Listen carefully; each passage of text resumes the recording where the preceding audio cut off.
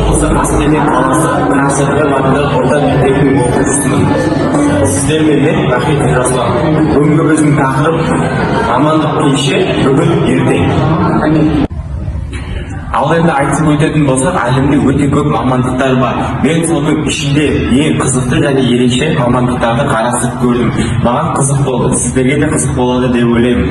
Ал енді кешегі, бүгінгі және ертеңгі мамандықтарды қарастырып көрейік. Ал енді кешегі мамандықтардың біріне тоқталып өтейік. Оятқыш адам.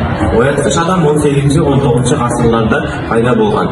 Олардың негізгі міндеті адамдарды әрбір үйде аралап, оларды белгілі бір уақытта ояту болған. Олардың негізгі құралдары қоңырау мен сыбызғы болған.